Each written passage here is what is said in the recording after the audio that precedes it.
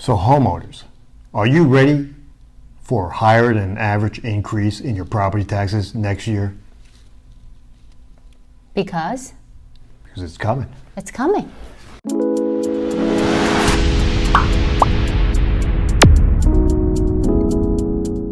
Well, hello everyone. I am Matt Coyle and I'm here with my partner Ying Coyle.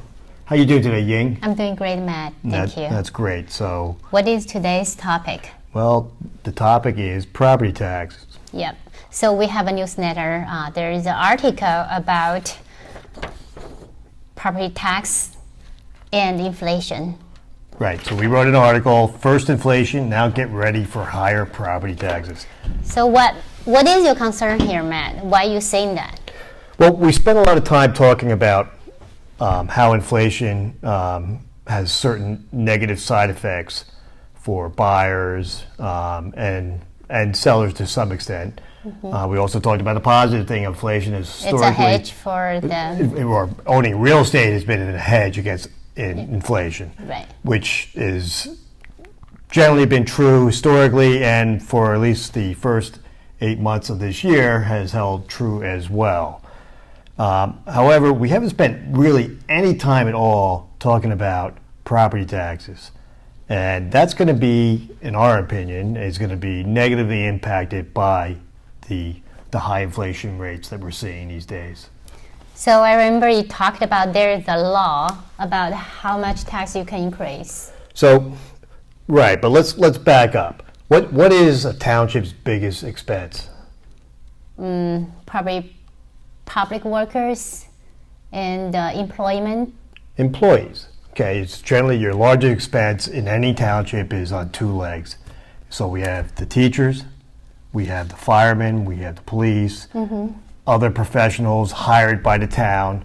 Right. We also have public officials, etc. So all these people are living in the same economy that you and I are living in. We definitely love them, but it's not about that. We talk about them because... Well, it's just the reality is that these people live in the same economy we do, and just like you're going to go to your employer and say, "Look, I need a bigger increase than a 2 or 3% increase than I got last year because inflation's 8.5, 9%, and my purchasing power has gone down from the year before, meaning I can buy less goods and services than I could with the same dollars. Right. So I need to be compensated for it." So they're going to do the same thing. But you haven't answered my question because I remember write? there is a limitation for how much property tax you can increase every year. Exactly. So in 1980, Massachusetts passed a law, Proposition 2.5, and it basically placed strict limits on how much a town can charge in property taxes per year. Okay, and there's really three adjustments that a town can do to raise its property taxes annually. And the first one is what I term a permitted increase, and that's where the name Proposition 2.5. They're allowed to increase. Each town's allowed to increase their taxes 2.5% higher than last year's rate. So if your town raised $1 million in taxes, property taxes last year, they can increase that by another 2.5%. Automatically with no approval. Yeah. It's automatic. Okay. Okay. Doesn't mean they have to, but they can. Okay. They're allowed by law. Okay. Proposition 2.5. The second one is new growth. Okay. So a good example of new growth would be what? Like addition of the home. A home improvement, right? Right. So if you had a material, let's say you added like a bathroom, a gymnasium or a bathroom or some major improvement in your house that increased the assessed value of your home. The town's going to look at that and say, okay, well, that's taxable. That's a taxable item. So that's normally homeowners knowing about. Right. So that's why you go to town. You get a permit to do the building, right? And they reassess. And they reassess, and they get higher taxes. But the first two, permitted increase of 2.5% and new growth, those are fairly typical. They happen every year, and the numbers aren't that significant to cause anyone alarm. In terms of a year-to-year change in your annual property taxes paid. Okay. The third one, though, override, okay?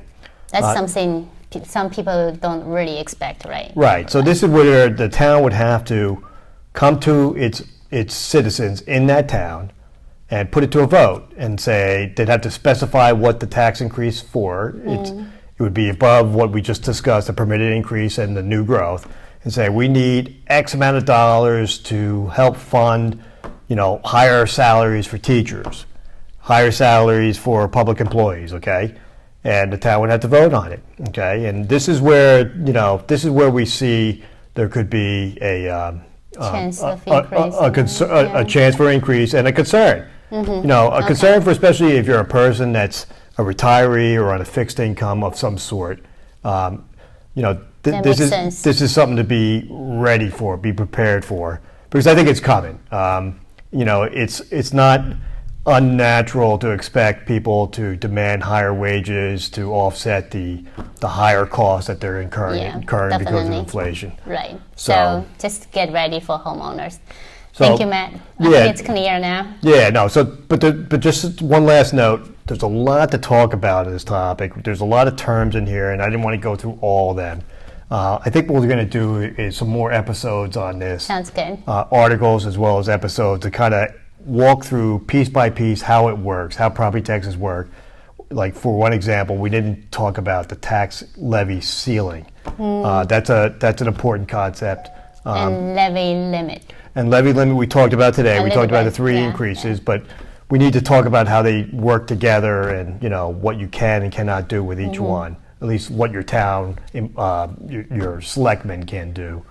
So thank you for tuning in. Don't forget to hit that subscribe button and the bell on the side so you can get a notification when we have a new episode to come up. That's right. Very good. Well, thank you very much. Have a great day. Bye-bye.